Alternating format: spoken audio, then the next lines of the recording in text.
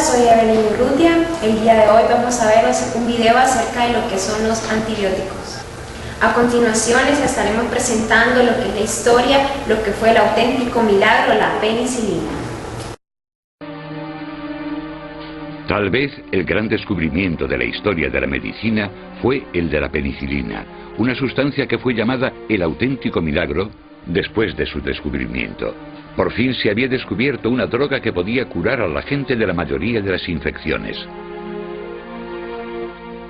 Y aunque muchas bacterias patógenas se hicieron resistentes a la penicilina, se hallaron nuevos tipos de antibióticos para combatir las enfermedades.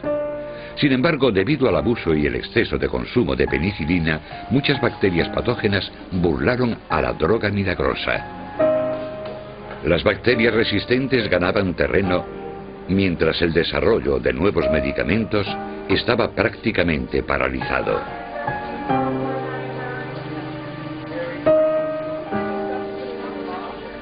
El precio del progreso, episodio 8, los últimos antibióticos.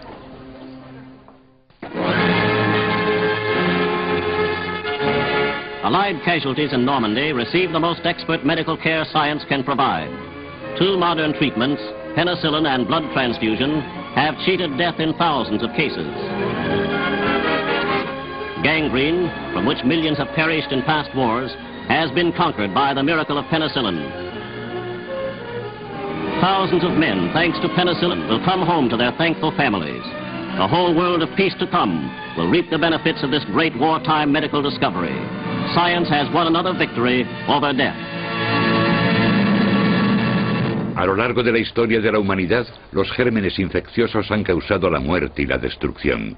Durante siglos, enfermedades mortales como la tuberculosis y la gangrena han causado la muerte de muchas personas en todo el mundo, en el campo, ciudades y campos de batalla. Si retrocedemos a mediados del siglo XIX, morían muchos más soldados a causa de las infecciones que directamente por el impacto de los cañones. Pero ya durante la Primera Guerra Mundial las cosas estaban cambiando. El proceso de tratar a los soldados enfermos estaba cambiando, pero aún no se podían curar las infecciones. Se podían prevenir vendando a los soldados con rapidez, pero a menudo sufrían gangrena y muchos soldados morían a causa de las infecciones. Hasta comienzos del siglo XX, el riesgo de infección hacía muy difícil el tratamiento de muchas enfermedades. Había importantes problemas a causa de las infecciones, porque limitaban gran parte de lo que podía hacer la medicina. Por ejemplo, las infecciones importantes que sufrían los niños y los recién nacidos. Heridas infectadas a causa, por ejemplo, de un accidente de automóvil. Siempre había una gran preocupación de que pudiese surgir una infección. Por eso, normalmente, preferían amputar una pierna a correr el riesgo de que una infección provocara la muerte. La investigación de un medicamento que pudiese curar enfermedades como la sífilis, la gonorrea y la neumonía se remonta a los principios de la civilización, pero no fue hasta finales del siglo XIX cuando se descubrió cómo se extienden las enfermedades infecciosas. Supuso un punto y aparte el descubrimiento de esos pequeños microbios que causan las enfermedades. Y el pensamiento era si podríamos encontrar lo que por aquel entonces Paul Ehrlich llamaba balas mágicas, que introducidas en el organismo eliminaban a unos invasores llamados bacterias. Entonces podríamos curar a los pacientes sin causarles perjuicios. A comienzos del siglo XX, un médico alemán, Paul Ehrlich, desarrolló una sustancia parecida al arsénico para tratar a pacientes con sífilis. Sin embargo, este producto químico era tóxico y tenía graves efectos secundarios. Después, en 1928, un médico escocés, Alexander Fleming, descubrió por casualidad una medicina completamente nueva. Un día, mientras trabajaba con cultivos de bacterias, Fleming descubrió una mancha de moho. No era extraño que los cultivos estuviesen polucionados de hongos, pero lo extraño era que las bacterias de alrededor de esa mancha habían desaparecido.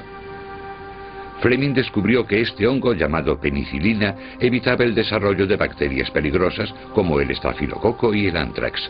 Los experimentos con conejos mostraron que la penicilina era aparentemente inocua, pero Fleming no podía demostrar que esta sustancia tuviese efectos curativos en las personas. Esto se demostró 13 años después, y la penicilina comenzó a producirse en grandes cantidades en los Estados Unidos. Through mass production methods, America is continually increasing its output of penicillin, the new drug that effects almost miraculous cures. The liquid medium in these bottles will grow the mold that forms penicillin. All penicillin produced is used by the Allied fighting forces. The liquid now charged with penicillin is poured from the bottles. Turned into a powder, it is ready for use.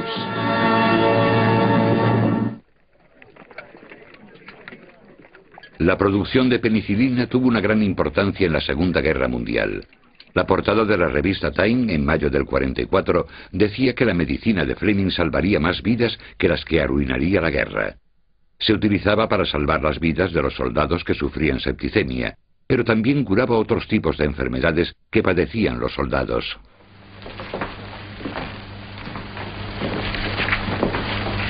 Every time there's a war, the venereal disease rate takes a jump.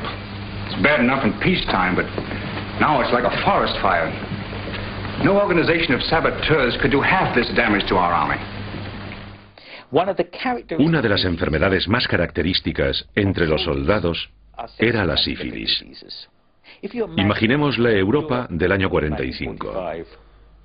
Mujeres hambrientas, millones de soldados, jóvenes separados de sus novias y esposas, fue el comienzo de una terrible epidemia de sífilis. We average 30 venereal disease cases each year out of every 1,000 men in uniform. That means 300,000 men put out of action each year in a 10 million men army. Think of that, 300,000 casualties without even a battle. Se puede decir con certeza que de no haber existido la penicilina, la sífilis hubiese sido para Europa lo que hoy es el SIDA para África. Y gracias a esta droga maravillosa, esta droga que evitó el desastre potencial de un acontecimiento sin precedentes, es fácil entender por qué creímos que la penicilina podía resolver todos nuestros problemas.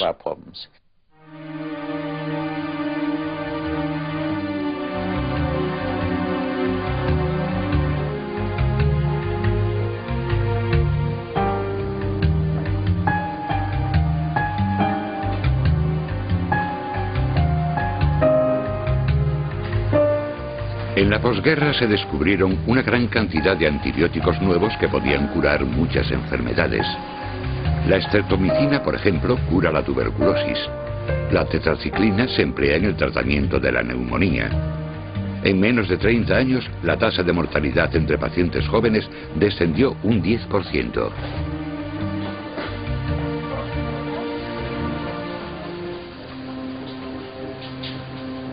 Hubo una disminución importante de la mortalidad y la hospitalización de pacientes con neumonías, con infecciones del tracto urinario e infecciones cutáneas. Creo que tuvo una incidencia enorme y creo que por eso gran parte del personal sanitario pensó que los antibióticos eran uno de los tesoros que formaban parte del armamento para tratar a los pacientes. Por supuesto, no se utilizaban solo para las enfermedades graves, también para gente que sufría esas enfermedades molestas que tenemos todos los días. Se utilizaban en enfermedades infecciosas, irritaciones de garganta, para las irritaciones en la piel y, por supuesto, pensábamos que no solo nos hacían la vida más larga, sino también más feliz.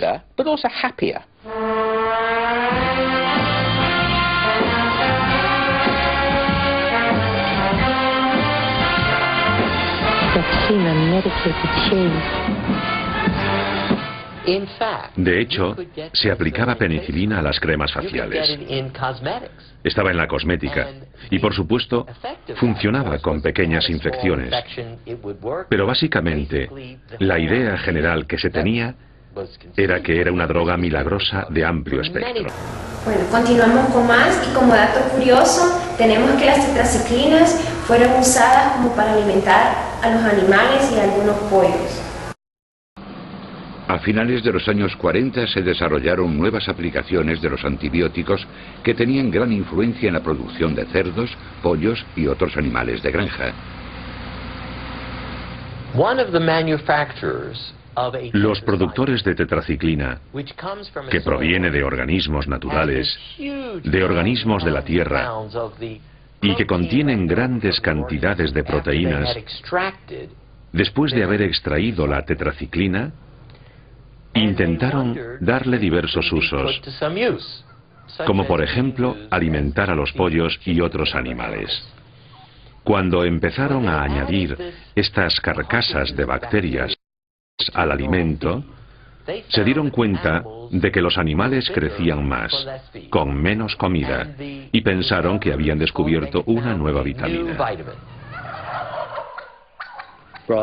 Pronto se dieron cuenta de que, en realidad, en estos productos había antibióticos que hacían crecer a los animales más rápido. Fue entonces cuando se dieron cuenta de que si añadían pequeñas cantidades a la alimentación durante toda la vida del animal, este crecería más rápido que de cualquier otra manera. Así que los antibióticos se convirtieron rápidamente en una herramienta, no en una medicina. Ni siquiera se hablaba de ellos como medicamento. Esto transforma la industria de la noche a la mañana. Los productores de animales de todo el mundo buscaban los antibióticos para añadírselos al alimento o intentaban comprarlos con ellos ya incluidos en el alimento. Nadie estaba especialmente preocupado por los efectos que podría causar más allá de los animales.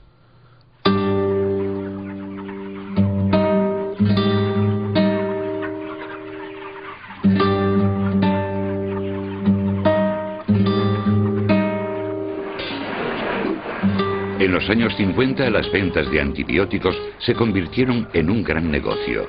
Miles de toneladas se utilizaban para combatir enfermedades y en las granjas se usaban como método de engorde. Sin embargo, el milagro de la droga tenía sus consecuencias. Poco después de su introducción, apareció una pequeña nube sobre el horizonte. En aquellos tiempos, el estafilococo fue una de las bacterias, uno de los grupos de bacterias que preocupaba especialmente por su relación con las heridas graves y las infecciones, y comenzó a hacerse resistente a la penicilina. Las bacterias patógenas podían aparentemente hacerse resistentes a la penicilina. Ya en 1945, en el New York Times, Fleming advertía contra el uso incontrolado del nuevo fármaco y afirmaba que una dosis mínima era capaz de provocar un buen caldo de cultivo, porque la bacteria podía sobrevivir a pequeñas dosis. Nadie tuvo en cuenta el aviso de Fleming, y no fue hasta los años 60 cuando la gente se dio cuenta de que el milagro de las drogas podía fallar. En 1967 hubo un brote de E. coli entre los niños de un hospital del norte de Inglaterra, en Middlesbrough. Murieron 11 niños. Casi todos ellos muy débiles, que habían nacido prematuramente. Y aunque los profesionales de la medicina estaban preocupados, no era un hecho inusual o terrible, pero era preocupante, porque la E. coli, que había matado a estos niños, era resistente a los antibióticos. La prensa en 1967 se dio cuenta de que la gente no sabía que los niños estaban muriendo en los hospitales británicos a causa de esa bacteria. Esto se convirtió en un terrible escándalo, y E.S. Anderson, un laboratorio de salud pública con científicos muy relevantes, advirtió que era posible, aunque no podían probarlo, pero que era posible que la resistencia que había desarrollado esa bacteria se hubiese desarrollado en los animales, así que este era un ejemplo que preveía futuras epidemias mucho peores. Debido a la preocupación de la gente, el Parlamento británico organizó un comité para investigar si el uso de antibióticos en las granjas podía provocar el aumento de la resistencia en las bacterias patógenas. El comité de Swan, o sea, el cisne, llegó a unas conclusiones muy concretas. Decían que los animales eran una fuente de bacterias resistentes a las infecciones de los humanos y que el uso de los antibióticos en los animales producía bacterias resistentes en los animales. De hecho, probaron que había una relación entre el uso de los antibióticos en animales y las bacterias resistentes en los humanos. Por recomendación del comité de Swan, el cisne, hubo una serie de prohibiciones, primero en Inglaterra y después en otros países europeos. En agricultura se prohibieron 4 tipos de antibióticos diferentes que eran vitales para combatir enfermedades humanas. Pero el uso de otros tipos de antibióticos, como los del crecimiento del ganado, continuaron administrándose.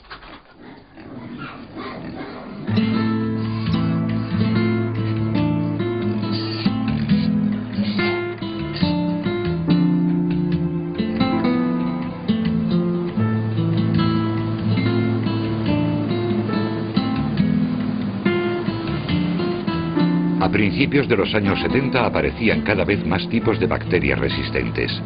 El agresivo estafilococo hacía mucho tiempo que sobrevivía a la penicilina, pero entonces antibióticos de nueva generación consiguieron acabar con esta peligrosa bacteria.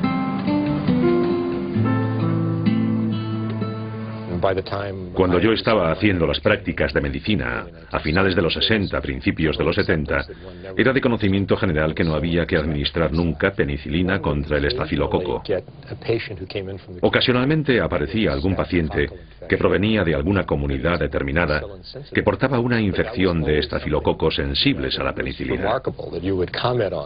Pero esto era algo muy poco corriente y comentábamos, oh mira, tiene una cadena de estafilococo sensible a la penicilina. Ahora les estaremos presentando cómo los antibióticos fueron utilizados en algunos países en prescripción médica, y eso trajo consigo la resistencia a algunos antibióticos. Pero ya había una droga nueva relacionada con la penicilina original, por eso la gente no le daba demasiada importancia.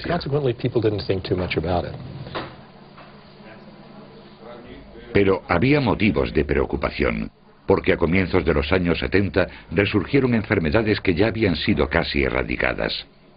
Empezaron a aumentar los casos de tuberculosis, y la gonorrea ya no respondía a varios tipos de antibióticos. Muchas bacterias patógenas comenzaron a mostrar signos de multiresistencia. Si tomamos una comunidad de bacterias, de las cuales 1 o 2 han dado muestras de resistencia, y le añadimos antibiótico, solo sobreviven las resistentes. Entonces ya sabemos que tenemos una comunidad de bacterias resistentes.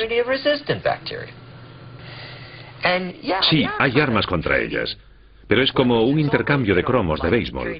Tú me das los tuyos, yo te doy los míos, pero nadie pierde los que ya tiene. Solo transmiten una copia a la nueva bacteria. No hay intención. Así es como ocurre. Pero hablamos de millones de bacterias. Es como estar sentado en un sitio muy alto en el espacio. Se ve todo muy junto. Pueden intercambiar mucha información mientras se multiplican. Si se combaten con antibióticos, pueden aumentar su resistencia. Y si no, mueren. Una de las bacterias más agresivas, el estafilococo dorado, también se ha hecho multiresistente. Durante varios años, el estafilococo dorado fue resistente a la penicilina, y ahora la bacteria no puede ser eliminada con la nueva penicilina, la meticiclina. La MRSA, o la superbacteria, como se le llama, es temida en los hospitales porque puede aumentar las infecciones durante las cirugías y por tanto interrumpir el tratamiento de los pacientes.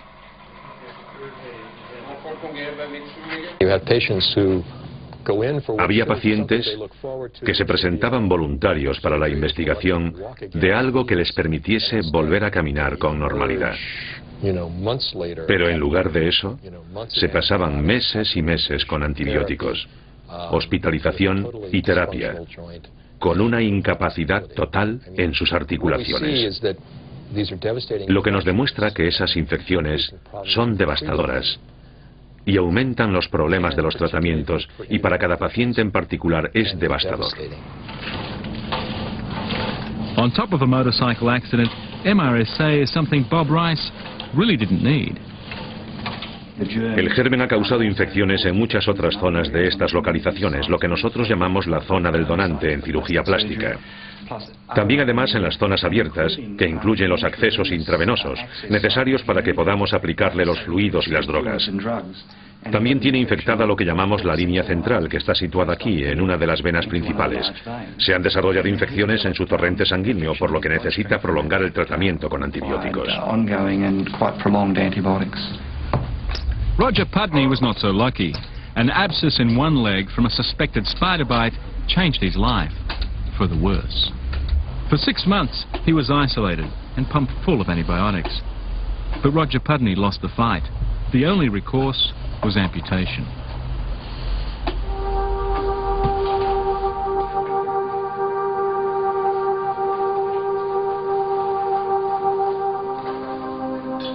La bacteria MRSA se extendió rápidamente por el mundo, preocupando a las autoridades sanitarias, porque ahora había un número muy escaso de nuevos tipos de antibióticos que pudieran sustituir a los anteriores.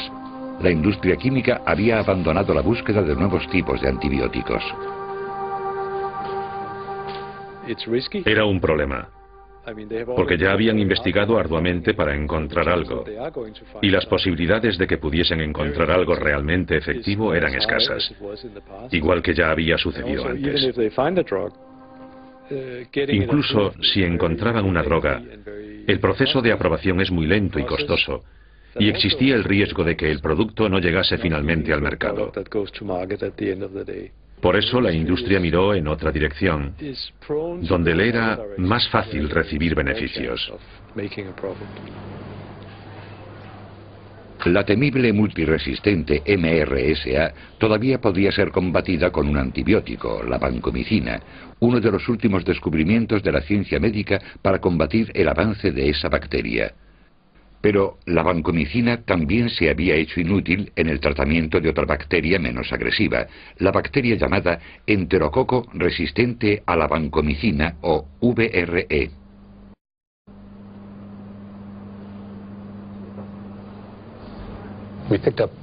Encontramos la primera cadena de VRE en 1989 y pensamos, otra vez nos surgieron las mismas dudas que cuando nos encontramos con aquellas cosas tan extrañas. El director del laboratorio clínico de microbiología me llamó y me dijo, adivina lo que he encontrado. Era algo excitante, extraño, como una novela. No le dimos demasiada importancia. Pero de repente, a lo largo de los 2 años siguientes, comenzaron a aparecer más y más y más. Y ya dejó de ser una novela y comenzó a ser un serio problema médico. En ese momento, la vancomicina estaba empezando a utilizarse para tratar el estafilococo dorado, que era resistente a la mayoría de los antibióticos. Era un antibiótico que salvaba vidas, pero ahora teníamos una nueva bacteria resistente a la vancomicina. Eso no era bueno. Recuerdo que había hospitales en los que causaba muchos problemas, en otros no. Pero a mediados de los años 90, en prácticamente todos los hospitales había VRE. En este hospital hubo muchos muertos a causa del enterococo resistente a la vancomicina, VRE. Murieron algunos pacientes que si se hubiesen infectado con el esterococo sensible hubiesen podido salvarse. Eran pacientes que habían recibido tratamientos horribles, como quimioterapia para el cáncer o un trasplante de médula ósea o algo similar.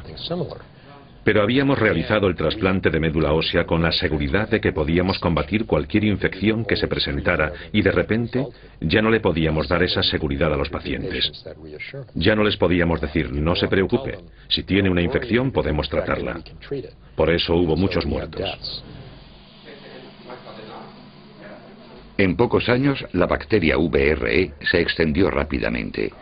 Un estudio entre los hospitales norteamericanos en 1989 mostró que casi un 50% de las bacterias eran resistentes, una cifra que aumentaría 4 años más tarde en un alarmante 10%. Su expansión causó una gran preocupación, y mucho más cuando estudios daneses demostraron que se desarrollaba durante la producción de cerdos y pollos a causa del factor de engorde relacionado con la vancomicina. Las bacterias resistentes en los animales anulaban el efecto de esa droga vital para los humanos.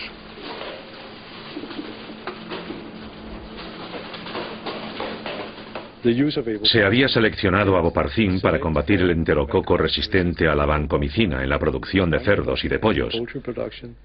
Y pudimos demostrar que los genes que eran resistentes a la bacteria eran los mismos en los animales que los que habíamos encontrado en los alimentos y en los humanos. También comprobamos que el VRE se podía transmitir de la comida a los animales y también a los humanos. Las investigaciones danesas dieron como resultado una prohibición en la Unión Europea.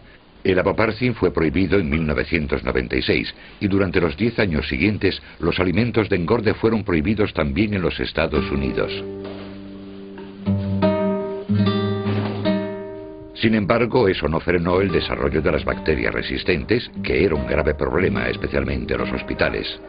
Las autoridades sanitarias norteamericanas calcularon que 1 de cada 20 pacientes se infectaba por bacterias patógenas mientras estaba en el hospital. Las bacterias resistentes aumentaron rápidamente en los países donde los antibióticos se consumían sin prescripción facultativa. Y en los países donde sí se requería, los pacientes presionaban a los médicos para que les recetasen antibióticos aunque no los necesitasen.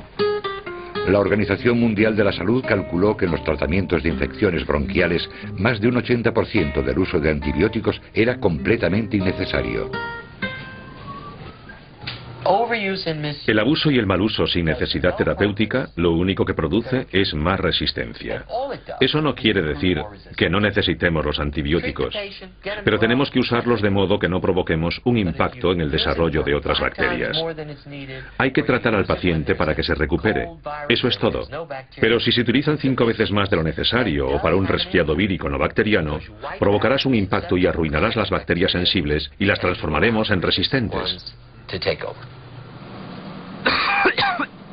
Las bacterias patógenas resistentes han sido clasificadas recientemente como uno de los 3 grandes problemas sanitarios del mundo.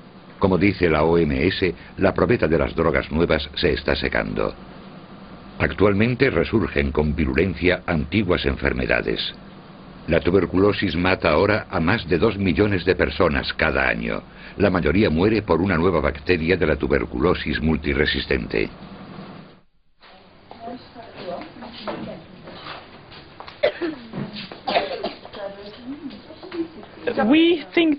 Calculamos que hay medio millón de casos de tuberculosis resistentes a las drogas cada año en el mundo. Las zonas más difíciles son los países de la antigua Unión Soviética.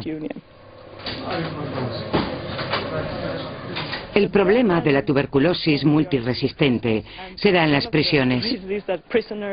Los presos están desnutridos, son vulnerables, tienen el SIDA y son vulnerables a la tuberculosis. Las prisiones están saturadas. La gente tiene que vivir en zonas muy pequeñas y descansan en malas condiciones. Eso significa que si alguien tiene una tuberculosis multiresistente, se la transmitirá a los otros rápidamente. Las prisiones en estos países son la fuente de la epidemia de la tuberculosis multiresistente. La situación es realmente alarmante en la antigua Unión Soviética y también en otros lugares como China, donde la tasa es muy elevada. Pero tenemos que tener cuidado en todo el mundo porque la tuberculosis no tiene fronteras.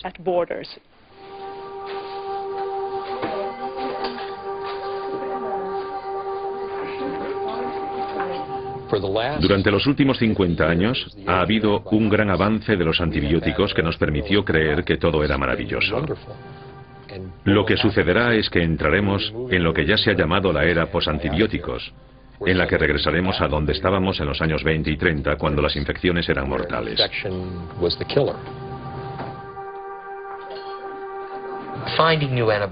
Encontrar antibióticos nuevos no es fácil. Las empresas que lo pueden hacer no lo están haciendo, y la resistencia aumenta. No hay nuevas drogas, lo que empeora el problema. Bueno, continuamos con más de estos videos y miraremos a continuación lo que son las generalidades de los antibióticos.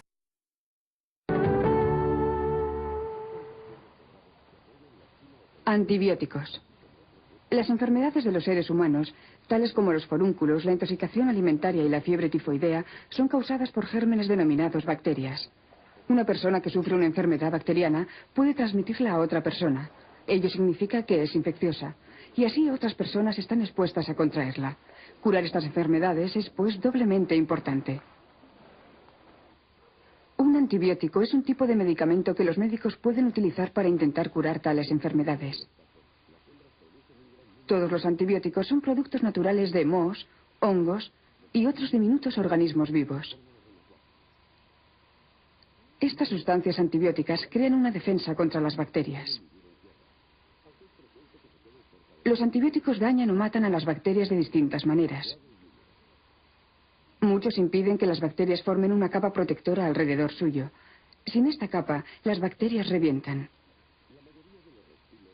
Otros antibióticos impiden que las bacterias produzcan las proteínas que constituyen su alimento. Sin ellas, las bacterias mueren. Antes de descubrirse los antibióticos, las enfermedades bacterianas mataban y perjudicaban a miles de personas, sobre todo niños. La gente tenía que tener familias numerosas para compensar las pérdidas. Hoy en día pueden curarse muchas de estas enfermedades, pero debido a que estos medicamentos son caros, solo los países ricos pueden permitirse su utilización en grandes cantidades. Ahora le estaremos presentando los mecanismos de los antibióticos.